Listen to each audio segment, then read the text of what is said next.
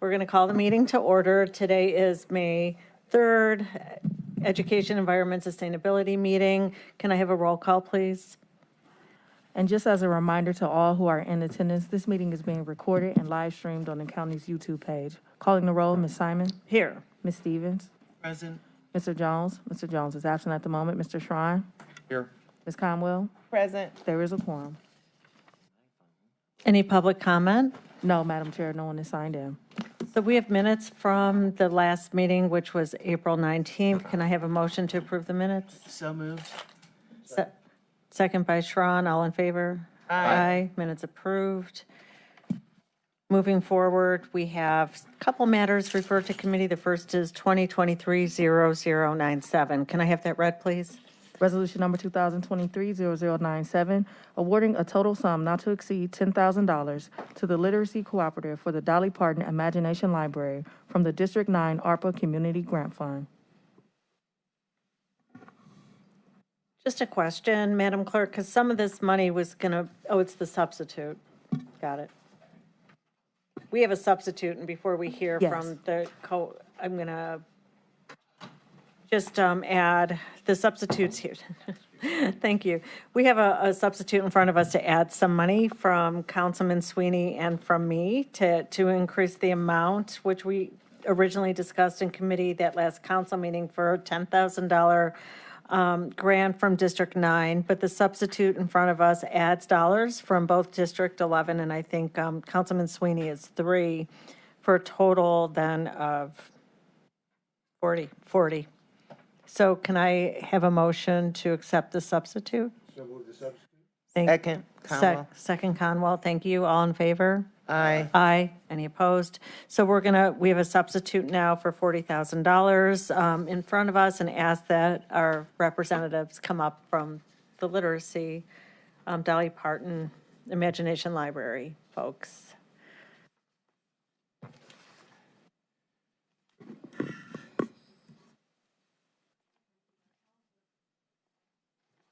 Mackenzie Bartels, Resource Development Manager for the Literacy Cooperative. I'm Joan Spurl. I'm Director of Dolly Parton's Imagination Library for the Literacy Cooperative.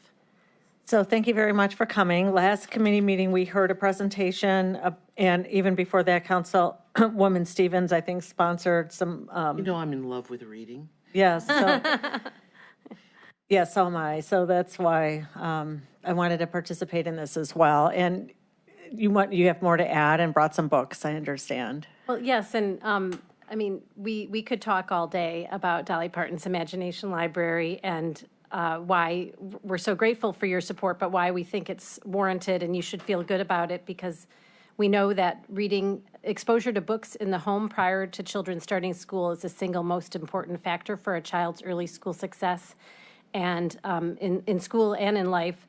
And we know that this program is having an impact. We hear from families every day, every kind of family throughout the county is so appreciative, they fall in love with the books. Even if they have a lot of books in their home already, these books provide a window, mirror, and sliding glass door. It means that children see other people reflected in the books, they see themselves reflected, and they can move between this world, this imaginary world, back and forth, feel comfortable with that. There's just great power and impact from this program. We know it can have a significant impact on kindergarten readiness for children in the county, where we do not have enough children who are ready for kindergarten when they start kindergarten. I'm a former kindergarten teacher. I taught kindergarten for 10 years and Head Start and state pre-kindergarten in the Chicago Public Schools, and taught a little at the college level in the Chicago area. So we just want you to feel great about the program, knowing that it's going to have an impact. And we want your help in helping us build enrollment from 37,000 children enrolled now. That's out of 70,000 eligible. So we would love your help spreading the word in your community about the importance of reading. We are not evolved to read or write as humans. We are evolved for spoken language. So the best way to create the wiring in children's brains is by reading aloud to them, and for parents to speak to them, have serve and return conversations. And the best time to do that is in the first 2 to 3 years of life. That's the critical window of opportunity for language development in the brain. So again, it's a fabulous investment you're making. I'm sorry, the enrollment goal is what? Well, we would love at least 50,000 children enrolled, but I want everyone enrolled, of course. Okay. And then we add value to the program by communicating with families. We have email addresses for families. So we send out information about free events, resources, programs, workforce development opportunities. We just sent out an email today about the Cleveland Read celebration that's going to be happening in Public Square next Friday. We sent out a link to the Starting Point survey. They do a community survey to get input. And we always hear back from our partners that they have a much higher participation rate, visits to their website, registrations rate after our emails go out. In fact, just this last weekend, I was at the Kindness Festival that Senders Pediatrics organized at Beechwood High School. And we had sent an email out with that and some other resources as well. And one mother came up to me just to exclaim, she said, I just wanted to come up and say, thank you so much. We love everything about this program. And I love your emails. I love all the tips you send. And so this is just another way that we can add value to the program and support families. Okay, thank you. Do Mackenzie? you want to? Yeah. As we continue to grow this program, we continue to seek more funding to keep it sustainable for generations to come. So we greatly appreciate the support that the council's providing today. And it'll be something we'll continue to need support for going forward. Okay, thank you. Any questions? Can they state their names? I don't Yeah. think they stated their They- names. Oh, to the record. I'm Joan Spurl, Spoerl. Mackenzie Bartels. Want me to show and tell Well, the books? Or I think maybe just one, and then you could hand them over to the clerk. box that we brought for you that Oh. we'll hand over. So Which for book do you to- want to feature for us? One Well, book. the Little Engine That Could is the first book every child gets in the program, and it has a page inside with tips for reading, for sharing books with your child, and it has a letter from Dolly Parton. She selected this book intentionally for the message. And then the books are selected based on the child's year of birth. So babies would be getting board books, et cetera. And then the paperbacks have, for like 3-year-olds and up, they have a flap on the inside of each book specific to that book from the library, with tips from the Library of Congress on starting up during the story and after the story to promote the conversation between the caregiver and child, which is going to better build their language development and to just extend the experience and the learning from that book. So no Yeah, can I ask a Councilwoman? question in regards to audiobooks? Since the literacy, have you ever considered audiobooks with phonics? So, I know they're probably a little more pricey. So we know that real books read by real people, the research has shown, Dr. John Hutton at Cincinnati Children's Hospital has done functional MRIs of children's brains hearing books three different ways, young children's brains. And he did audiobooks, and then a simulation of a real reading of a real book by a real person, and then a book being read on a screen with a tiny bit of animation, but it was a book on a screen with pages turning and the print and all. And the only way, he calls it the Goldilocks effect. The audiobooks were a little too cool. The screen was too hot and did nothing beneficial for brain development or language development for young children.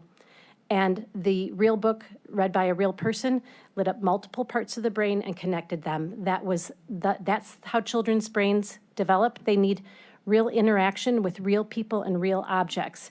And we know that when families read to their child, children pick up on all these concepts of print that you and I take for granted.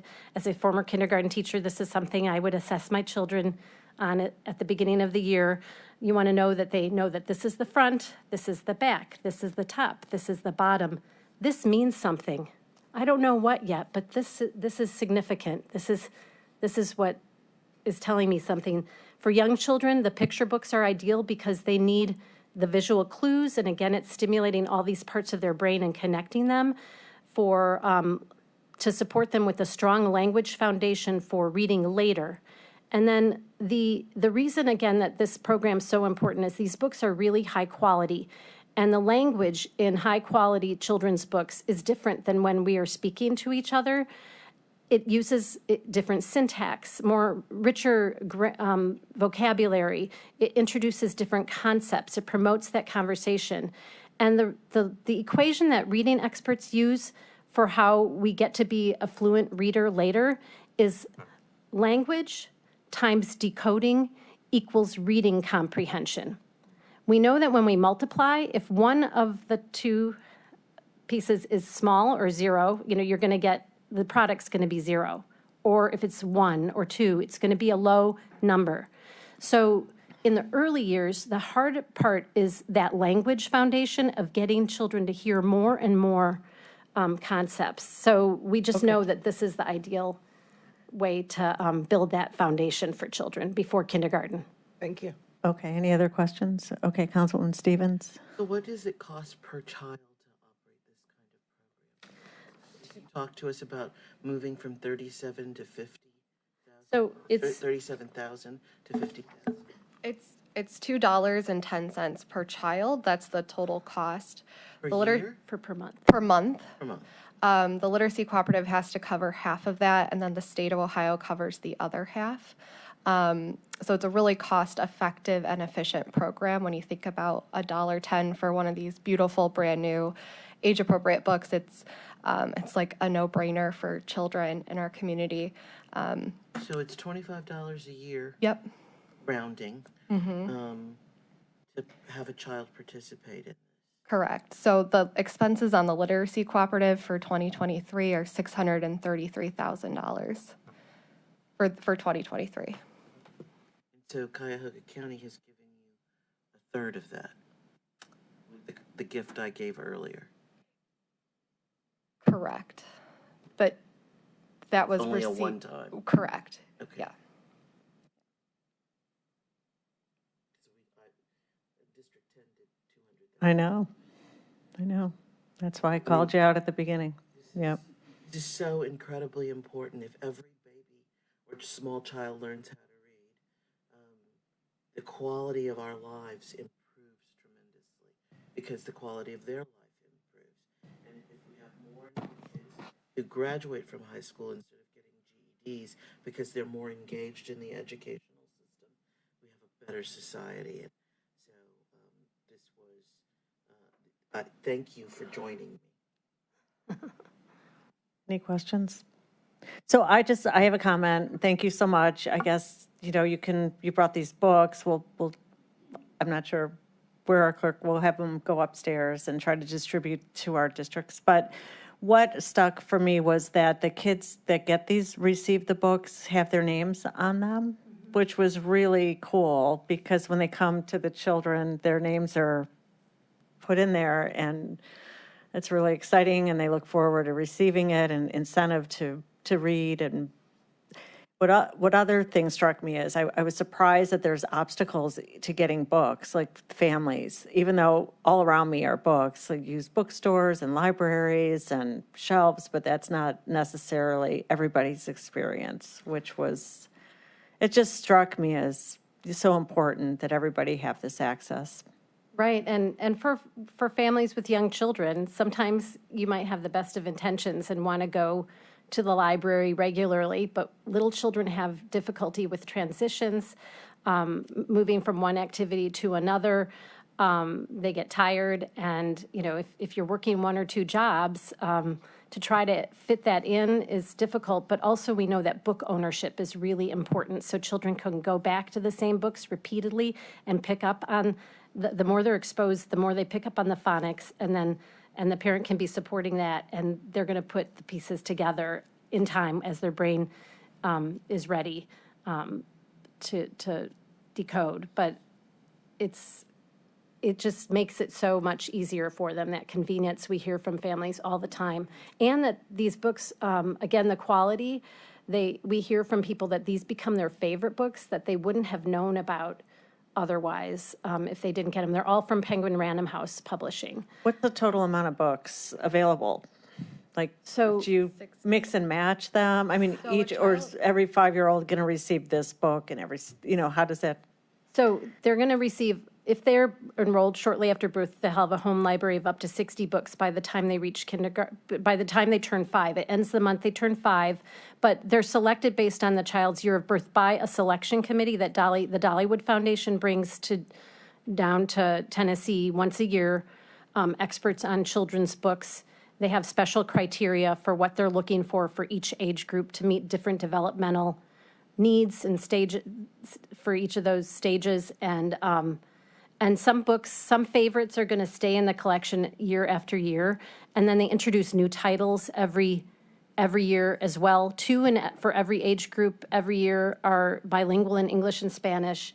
But like The Snowy Day, that by Ezra Jack Keats, that's going to be on the list. Like, I think pretty much every year. I don't think they're ever going to take it off. Okay.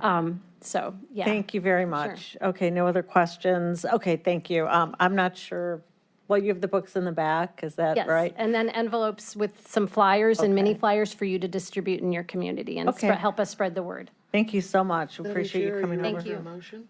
Yes, do you want to make a motion? I move that we moved this to the full council.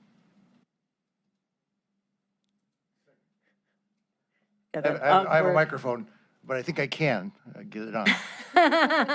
Yeah, it's a awkward I think you microphone. can, too. Okay, thank you. First and second, all in favor? Aye. Okay, no opposed. Thank you so much. We appreciate it. Well, Thank you. Thanks. We appreciate Okay, next item, 2023-0110. Resolution number 2023-0110, awarding a Wait. total sum not to exceed $25,000 to Global Cleveland for the Welcoming Workforce Project from the District 3 ARPA Community Grant Fund.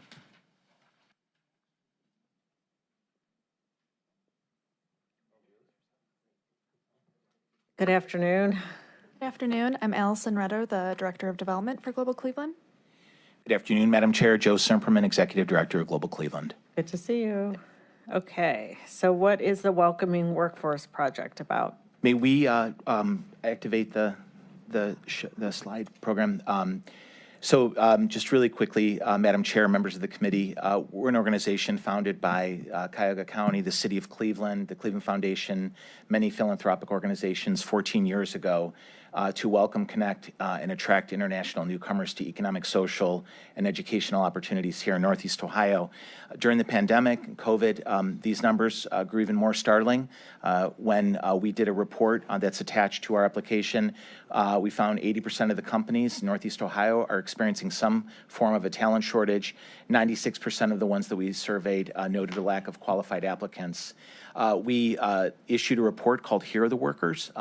We heard from many people saying we can't find people, and we continue to remind people that while Northeast Ohio is declining in many aspects of its population, our immigrant communities continue to grow, and they grow across the board, and it's one of the reasons why our census loss wasn't as great as it could have been because it offset it. We define international newcomers this way: immigrants, refugees, international students, and all other community members who are born outside of the U.S.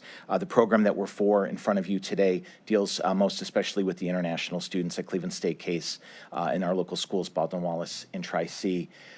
We have several ideas and obviously issues that have been presented. There's so many companies that say there's an urgent need to hire now. There's a need for skilled and qualified talent and a need for innovation, leadership potential. When you look at this graph, what it starts to show is that the number of jobs that are available are very much outpacing the talent and the people to fill them. And that's just with the demographics that we have currently between now and 2030. We know that population continues to be an issue, not just in Cuyahoga County, but throughout the state. And we continue to say that one of our key ways of attracting people is by keeping the immigrants and the other folks in our definition here in Northeast Ohio longer. We are in the top 10 in the United States for resettling people who come through the refugee program. Not listed in this slide, but currently Northeast Ohio is listed as number 6 by the Department of Homeland Security for most populous places for people who are coming from Ukraine, number 9 for Afghanistan. So in both cases, we're in the top 10 with cities like Los Angeles, Chicago, and other places that are clearly larger, but we continue to have a growing number of people, so people are coming here. The problem, the lacking of necessary talent in the state, we know that our talent shortages here in Northeast Ohio are actually 13% higher than the U.S. average. This is about 6 months old, so this data was just culled from just before the beginning of the year. We also know that we're in the top 10 states for attracting international students. Right now, the state of Ohio has in its universities and college over 35,000 people who've come from outside the U.S. to study right here in Ohio. When we've done some surveys and conversations with the students at Cleveland State, the students who are at Tri-C, the students at Case Western, over half of them want to stay. And they don't want to just stay in the U.S., they want to stay right here in Northeast Ohio. And so the program that we have in front of you is a way to begin to address that. The problem is lacking a necessary talent in the state. The need for skilled and qualified talent is pretty telling. Detroit, which we look to a lot because we think it's a similar city in terms of apple to apple, they're doing very well. As you can see, they're above the graph. Akron and Cincinnati and Cleveland are both below. Columbus is breaking even a little bit above that, and that certainly helps to have Ohio State University and our capital there. Dayton is well below that. The goal is to look more like Detroit and be above, and that's obviously how we keep our international students here post-graduation.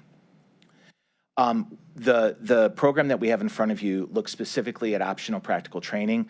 This is basically an internship for an international student.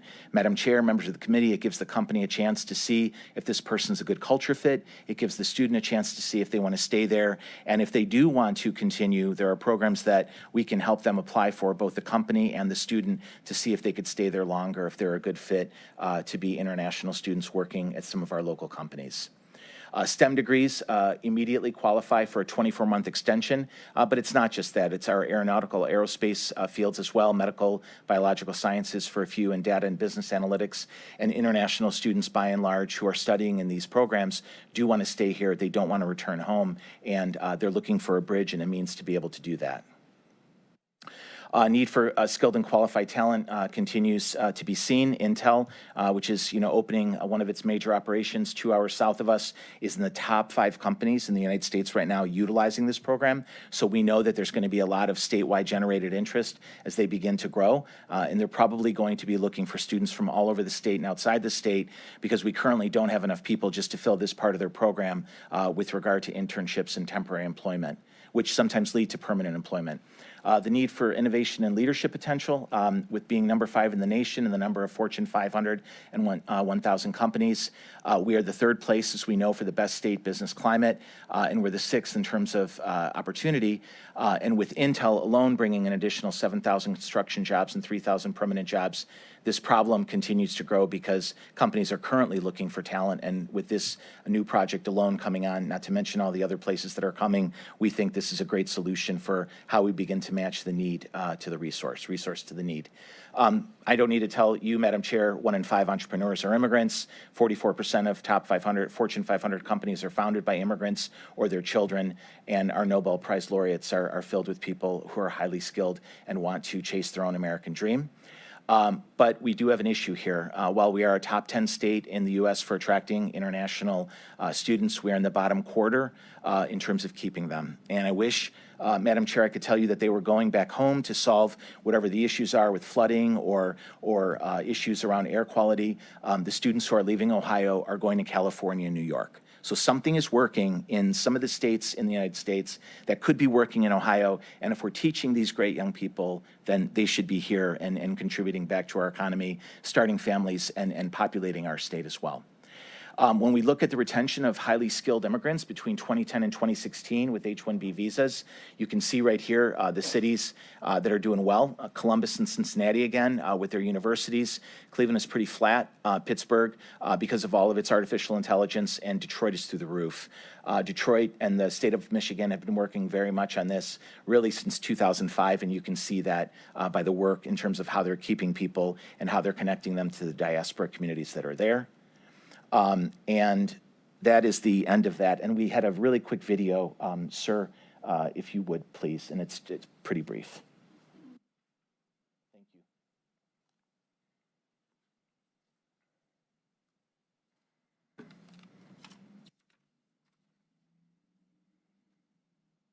Thank you.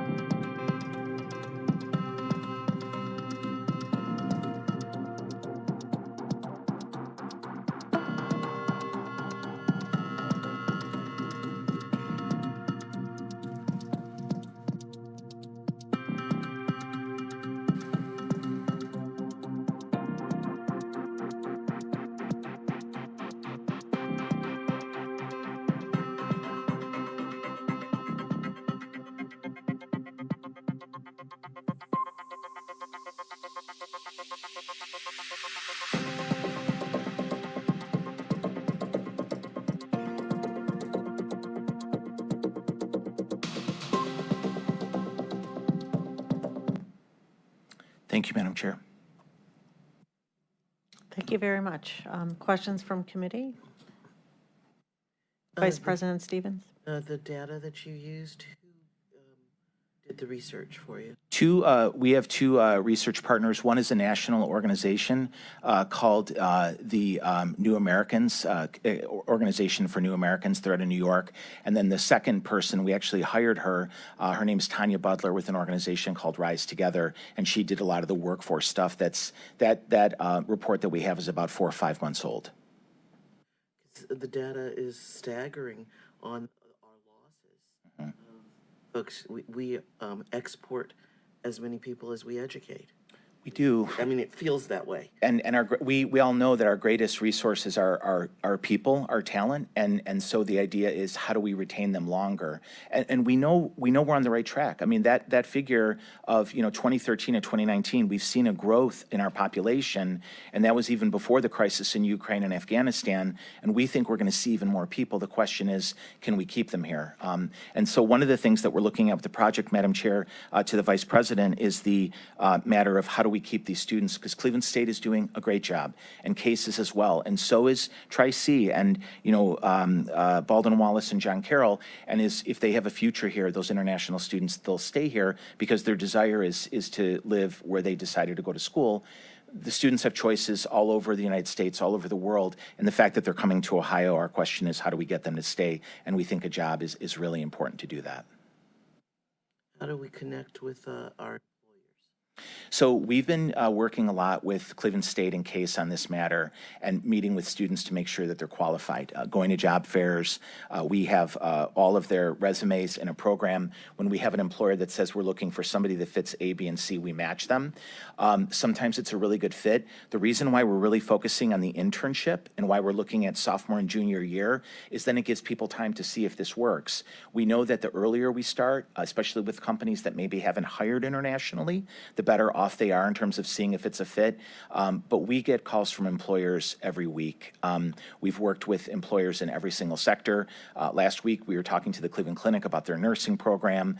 Before that, we were talking to some builders about some things that they were looking at in terms of drawings and people who can do that kind of work. And so what we try to do is use our database that's got, a couple thousand people in it and match to the companies that are looking for it, and then help those companies understand that the process isn't as complicated as one would think. We hear all the time, Madam Chair, to the Vice President, well, we're not Sherwin-Williams, we're not Progressive, we don't have an immigration lawyer on staff.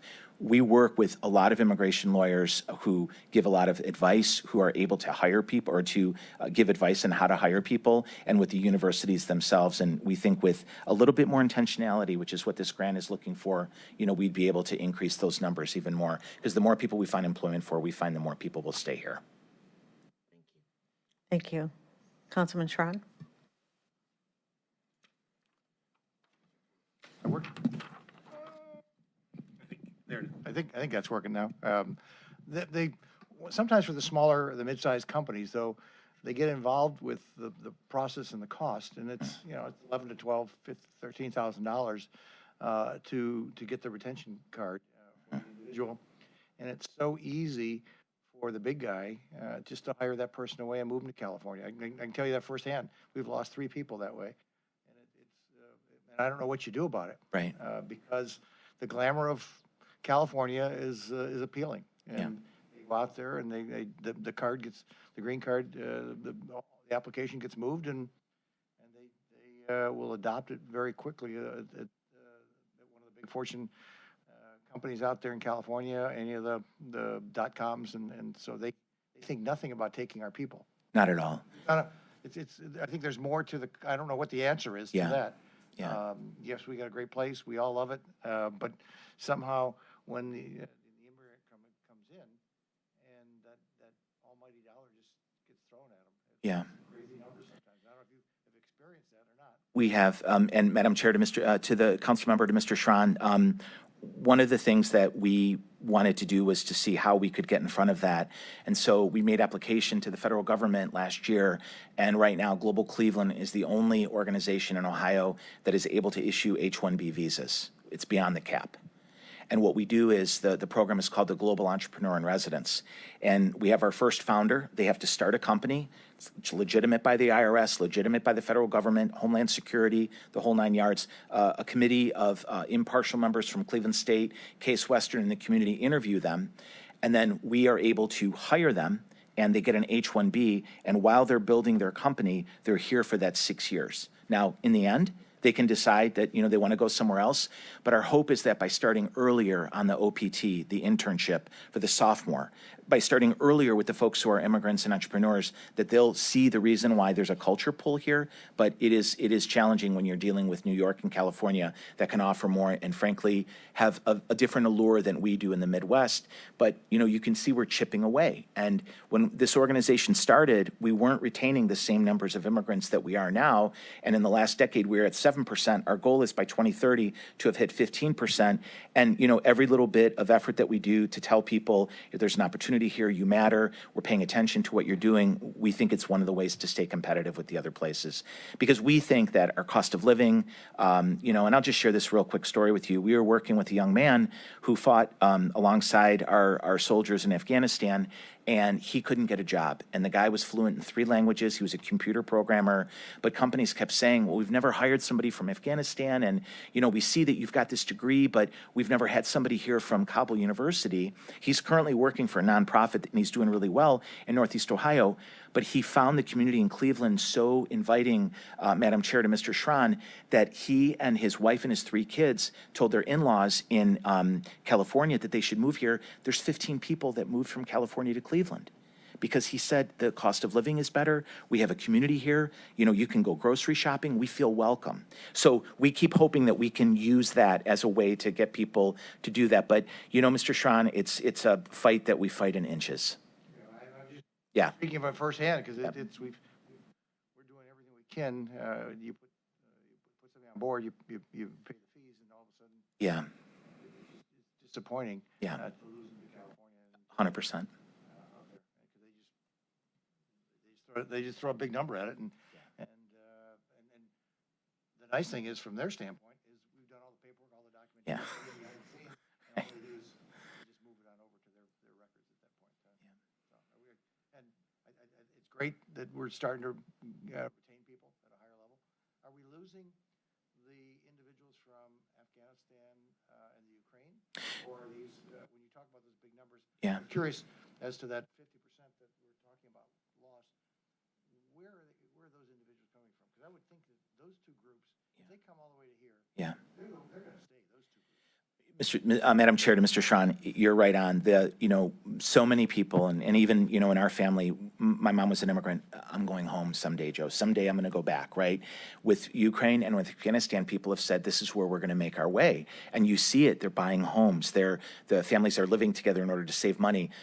More students are getting enrolled in Tri-C to improve their chances of getting better jobs. Ukraine, most of the people that we're working with are women and children. And the idea that some of them have said is that once the war is over, that they would want their spouses or their loved ones to be able to come here who aren't involved in the war. But you're seeing, in some cases, we were at a suburban school a few months ago at the start of the school year in the semester, and they had 90 new Ukrainian kids and their families. And they asked our staff, 2 of whom are fluent Ukrainian, to come and do the orientation. They were just absolutely blown away that they've got these 90 new kids in their school. Those kids are doing really well. They're making friends, they're integrating, and our hope is that, the best way to encourage more newcomers to come is to treat the ones that you have well, because they become your spokespeople, that'll continue to bring it in. And the fact that we're number 6 in the country for welcoming people from Ukraine is really a remarkable aspect of what's happening in Parma and parts of Cuyahoga County that are really rolling out the welcome, Matt. With Afghanistan, we've been welcoming people from Afghanistan since 2004, so there's already a diaspora community here, which is part of the reason why we have such a large number now. I know that there's a couple companies that focus very heavily on hiring folks from Afghanistan. Yep. And have entire staff out there in that respect. But it's sad. I'm not sure where we're losing that big percentage you were talking about. A lot of the students are leaving, the ones that are at Cleveland State and Case in terms of that sector. It's not families that are coming here. It's just Yeah. the student comes in. Yes. It's the education then leaves. Yes. But they want to stay, Mr. Schron. Huh? They want to stay. We just have to give them that chance to do it.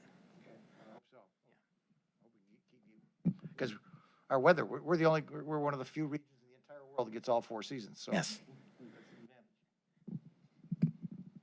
Chair's prerogative. We're losing our seasons to climate change. Okay. Yep, wet, cold to hot, and no Open fall. Pandora's box, sorry. Yeah, exactly. You should watch. So, any other questions? Madam Chair, at my Yes. construction site, I've seen 3 of those seasons in the last month. Councilman Schron.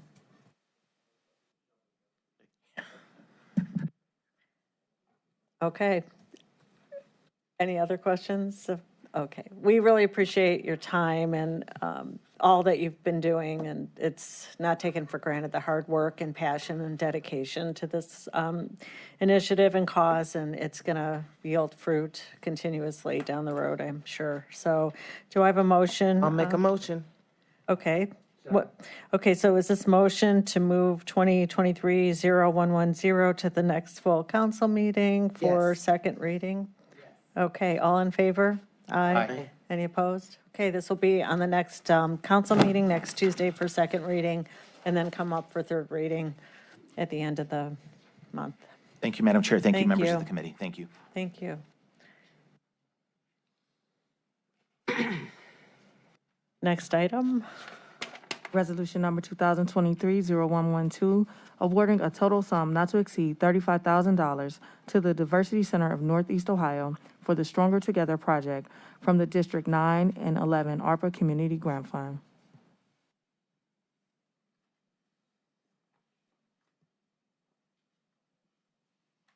Welcome. Hello. Thank you.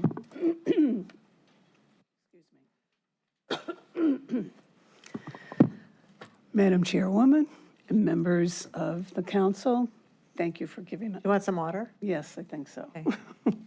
But that's okay. I mean, I'm. Somebody can grab water. We have a water cooler now. Okay.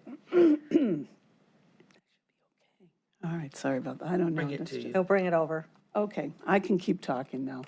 Just your names first, and So my name is Peggy Zone Fisher, and I'm President and CEO of the Diversity Center of Northeast Ohio. And I am Brenda Saradakis, the Director of Development for the Diversity Center of Northeast Ohio. okay. So we wanted to start out today, you have the clicker, good, just by giving you a quick overview of the Diversity Center in case, we don't want to assume that everybody knows who we are. Brenda, if you would show just a very quick little, this is a 30-second video.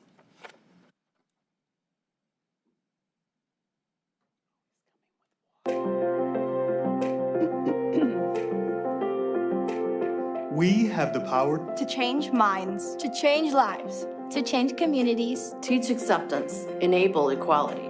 teach acceptance, build self-esteem. Teach acceptance, create inclusive workplaces. Teach acceptance, build stronger teams. Teach acceptance, build community.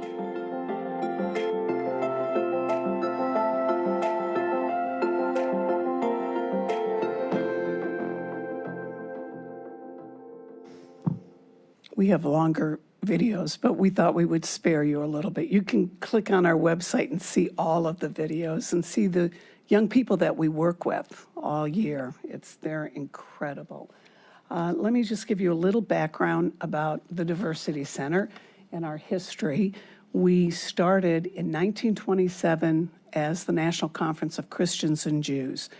And the way that it started back then, 1927, that's where the majority of discrimination was between those two religions.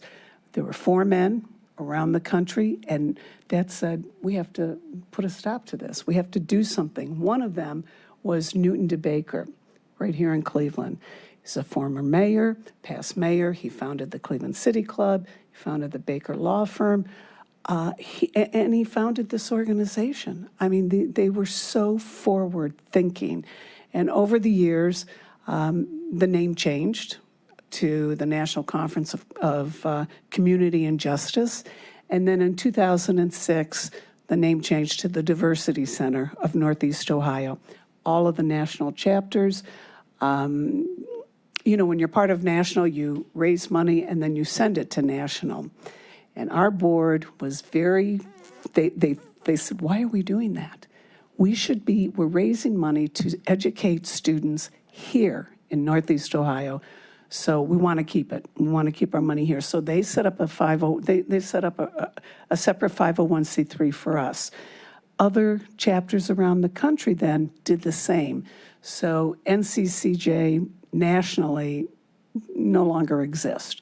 We are all, and all the chapters stay together, but as part of a federation. So we're part of the Federation for Just Communities. Our mission never changed since 1927. It's the same mission, and that is we work to eliminate bias, bigotry, and racism. Amazing that it's never changed, that it is still the same mission, and it's still the work that we have to continue to do. Our vision is where we create communities where all people are connected, respected, and valued. And we're really proud of that and the work that we do. I just have a question. Can you see the videos? Oh, okay, good. All right. Oh, you have, okay, good. You all have your screens, so you can see. Okay, great. So the need we've learned over, and the need has always been there for our work. But when COVID came about, everything changed, everything exploded. And we found ourselves taking all of our programs, rewriting them to make sure that we were still educating young people, but doing it virtually, and educating and teaching, educating all their educators. And we also found that there was such a major rise in anti-Semitism and hate during these times, and racism, of course. I mean, we all witnessed the murder of George Floyd. I mean, so the work became so much more challenging, and difficult and hard. But we didn't stop. We didn't change. We have 3 areas in our organization. We do school and youth. We do Lead Diversity, which is a professional development program where we bring in, for Lead Diversity, we sort of like the model of a Leadership Cleveland. This year it's our 21st year, our 22nd class, and we bring in 45 people from around all over Northeast Ohio, and they spend a year with us, starting they get selected, start in September and graduate in June, and they go on to create cultures within their organizations that are deeply rooted in diversity work. You know, it's like a Leadership Cleveland. You know, I'm a graduate, and you spend a lot of time looking at schools and socioeconomic or economic issues. We do all of that. We do it through a diversity lens, and the outcomes are much more, for this work, are extremely impactful. And our Shift Consulting is our professional development arm. And we created that 5 years ago to help.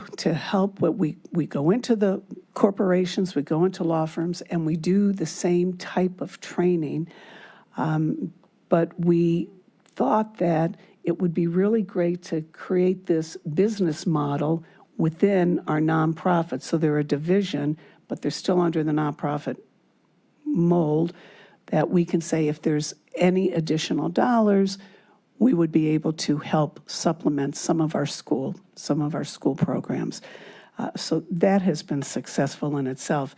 In fact, you're all welcome to come this Saturday down to the Science Center for our walk, and it's free, and we get anywhere between 2,000 and it could go up to 3,000 people, depending on the weather, but the weather's going to be good. This Saturday, it's going to be 65. I'm so excited.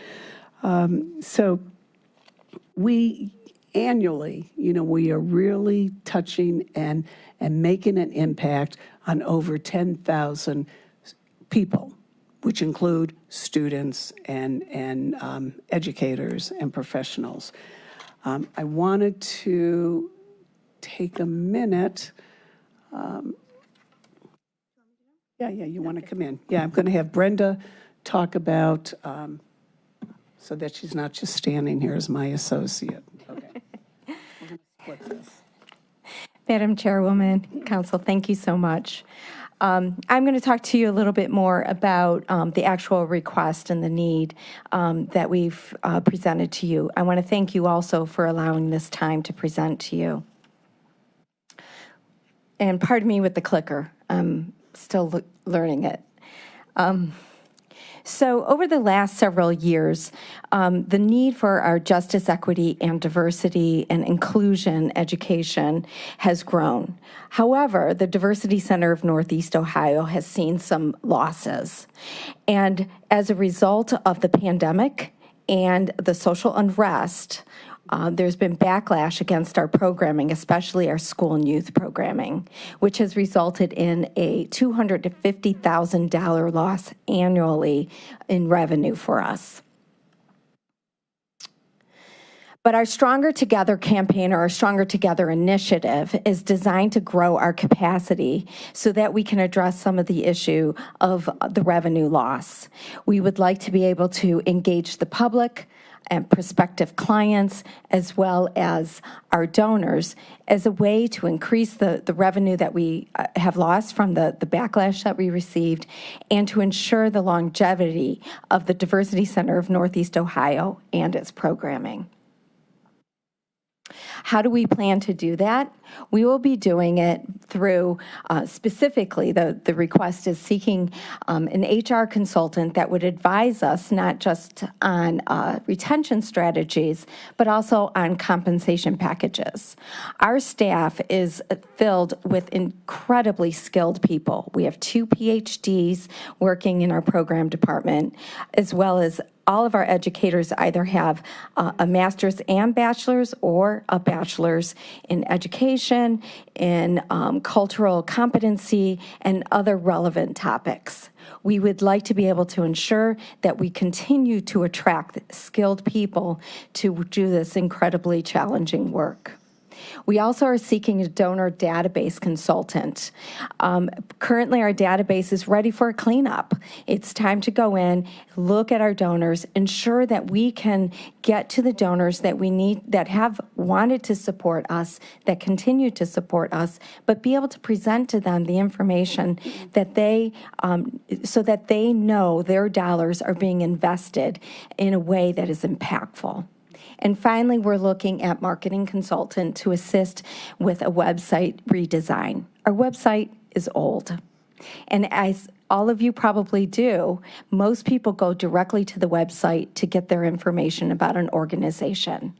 We want our website to be an interactive website that is a resource for the public in a couple of ways. A resource to gain information about diversity, equity, and inclusion, and a resource to understand where they can get help in presenting in gaining programming, acquiring programming. We also want the website to work for our donors so that our donors can directly see how their dollars are invested for the outcomes.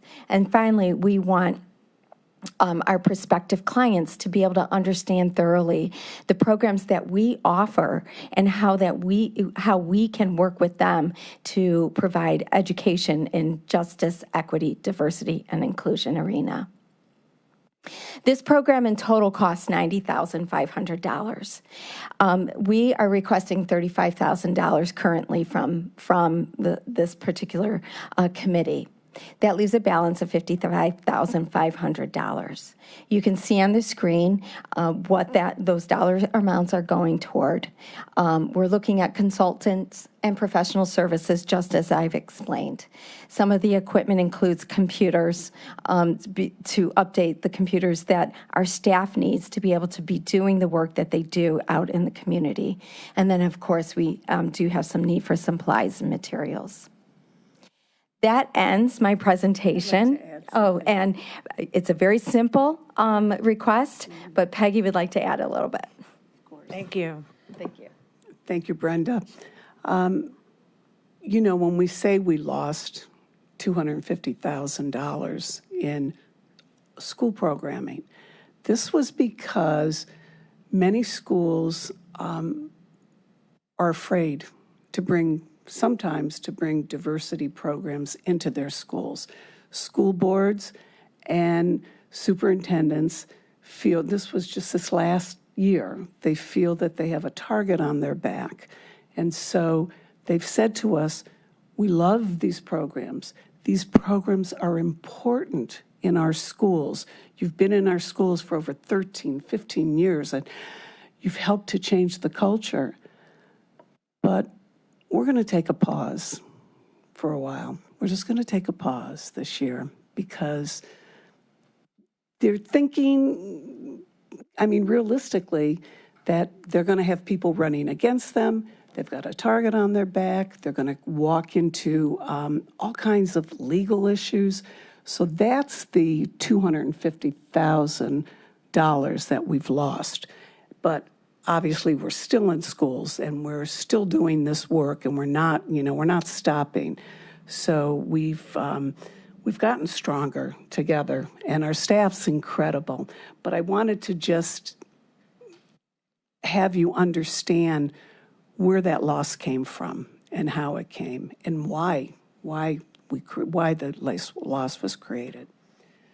So thank you, really. Thank you for letting us be here today. Appreciate it. Yeah, we appreciate the work you do. Any questions from committee? Okay, so let's see, Councilwoman Conwell, Schron, and then I'm sure our Vice President. Through the chair to Miss Peggy Zone Fisher, how is your organization going to advertise to the community for the positions that you stated you're using the ARPA dollars for, like the marketing consultant and the donor database consultant? That's a good question. Thank you. We would put up, obviously, on our website. We direct people there. So the website, all of the positions, and it's always like that. Whenever we're hiring or there's a position available, that goes up publicly. And to be quite honest, we are intentional about who we bring on board and who we hire. Our staff is extremely diverse in every area. Every person. I mean, it's as when you come in, it's almost like coming into the United Nations. It's really wonderful. But we match people up with their skills also. So we look to engage diverse candidates, but they also everybody has to line up with their skills with what we're looking for. Do you know what that timeline is, that you'll have it on the website? As soon as we learn if we have funding, we would begin advertising. This is something that we want to get to right away. And the summer is a good time for us because schools are finished. So during the summer, we do a lot of rewriting some curriculum, looking at what we can do. Hiring is important because that's not going to interrupt our year of working. So this is actually a really good time for us. And I guess my final question, it looks like right now you're under the threshold that you're trying to get. Have you went to the city of Cleveland in regards to their ARPA funding? I have not. No, we have not. Okay. Thank you, Madam Chair. Councilman Schron? Madam Chair, through the chair, what is your total budget? Our total budget is $1.8 million. Okay, 1.8, so the $250,000 represents about 15% of your... Yeah, it was definitely it was a big hit for a small nonprofit. Brenda, you had gone through your numbers on your ask. I'm having trouble following them, to be honest, because your total seems to be $90,500. Is that correct? 90. $90,500 is the budget ask on your last page. Yeah. And your ARPA ask here is 35,000 of that. Yes. Over to the white sheet side of that, that adds up to a completely different number. So I'm just trying to track your numbers as to which is correct. On the right side, it says you're asking for Here it is. $84,000. Yes. On the left side, it says you're asking for 90,000. Which is it you're asking for? We are asking, Budget. this application is for $35,000. We recognize that that is not the complete budget for the cost of this particular program. The dollar figures that I'm showing you, Total Stronger Together, is a cost of $90,500. $90,500. Total. And Do you have did you have a different figure than the 90,000? I'm just adding what you have on the left side, the consultant professional services, equipment, and supply adds up to $84,000. I guess that is an error on my part for the side on the right, but it is the $90,500. My apologies. So someplace you're picking up some, an additional, $6,000, and it's going into either consultants or equipment. Correct. I assume. Correct. As opposed to supplies. Correct. And having done websites before, what is the budget for the website? Because that would be a very low number for a website. With our marketing consulting, with website and some videos in that as well to do outreach, we were looking at about $15,000. Really? Okay. Somebody's told you that they can do that for that price. Okay. Well, good luck. I hope you can, because that's. You think that's low? What happens Okay. is the number starts to grow. Okay. Your consultant finds another reason for writing another code and another piece of coding on there, so you better be anticipating a different, you better, I'm just suggesting. Yeah, you yeah. You get one or two different other numbers on that. Mm. If you don't want to see your budget blow up on something of that nature, you can't hire your, I assume that people is more important than even the website. Yes, yes. The hiring is much more important than the website, for sure. Blow your budget on website development, because I think the 15 is going to get blown. Yeah, no. And actually, our website is actually pretty good. It's just bringing it, it's just tweaking and making it more current. Well, perhaps you can making do it. the 15. All right, then. Yeah, so it's not developing a brand-new website. There's, All you're doing is graphics and things like that. exactly, yes, yeah, Thank you. yeah. Councilwoman You're Stevens, a did you? businessman, Mr. Sharon. No, I don't have any other questions. Okay. So we're going to be wrapping up, but just give an example of what you're doing in the school. We are doing diversity training works. We go into a school, we talk to educators, and we talk to the principals, and we see what are the programs that, every school is different, and what are the programs that you would like us to be doing. We have a shopping list for them, so they can pick. It might be an anti-bullying program that they want, a diversity 101, a leadership program, how to bring somebody, how to teach young people to be an ally, to stand up for other students who don't necessarily have a voice or don't know how to use their voice. So we are creating, and we create leaders within the school itself, within that school community, and their peers. So we have leadership groups, we bring them together, so we'll have a leadership group from John, from different CMSD schools, from suburban schools, and these young people come together and they create programs that we work with them on. So I think it's, yeah. Is that the kind of example you wanted? We also do conferences.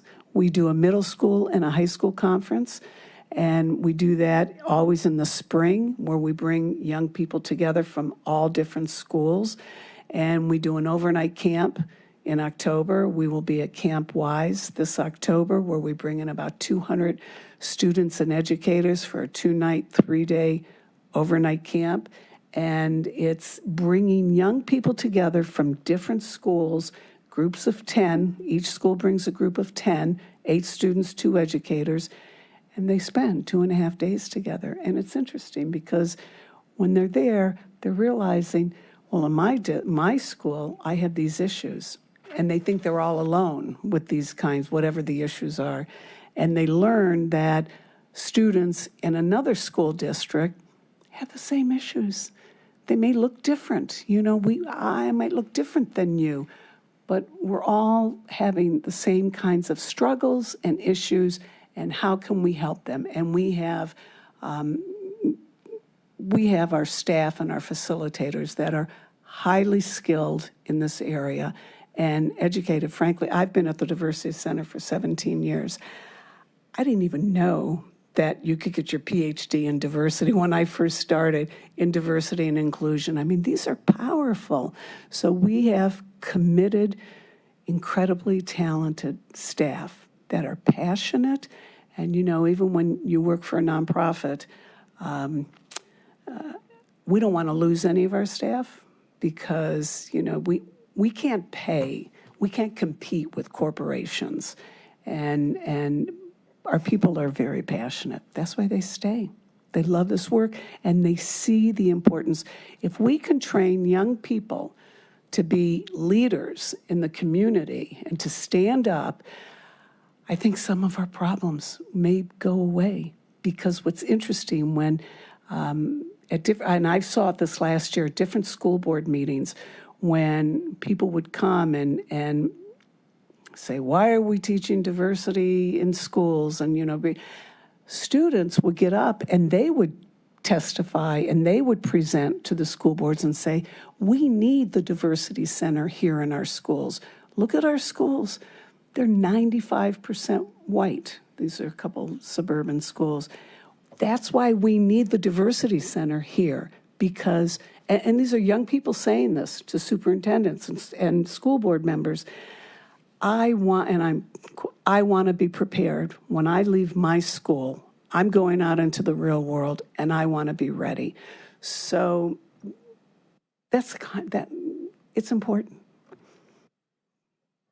Okay. You want to add anything? Yeah, just a few specifics on it. You know, we have a series called You Lead and You Lead Junior that is one of the products, if you will, that we take into our schools. And the You Lead Junior, I believe, is kindergarten to the 2nd grade, and You Lead is 3rd grade and up. And it's all adapted to the grade level and age level.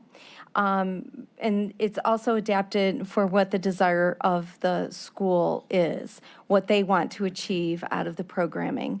So if a particular school is having a problem with, for instance, maybe some anti-Semitic issues happening, then the program will address that. It will help the students gain tools to be an advocate for the subject matter, or the advocate for the person being hurt by it.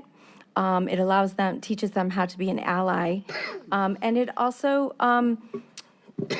just brings awareness, you know, as to how people are behaving. Micro-messaging, for instance, is a topic that is discussed often in the age-appropriate way.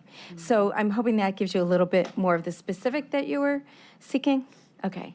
Thank you so much. Just, I think it's helpful for the committee to see what you're doing on the ground, so, or understand more. Thank you. If there's no other questions, I'll make a motion to refer this resolution to the next full council meeting for 2nd reading with a recommendation of passage. Second. All in favor? Aye. Any opposed? Okay, so again, this will be on the next council meeting next week for 2nd reading, and then after the next council meeting after that, it will be up for passage. So Would you want to set those meetings, or I would can that be talk to helpful? you or- offline. Okay. Yep. Okay, so. So much for your time. Oh, gosh, thank you so much for Thank this you. work, especially nowadays. We appreciate it. Thank you. Good seeing you again. All right, so I don't have anything further for the committee, and that being said, we're adjourned.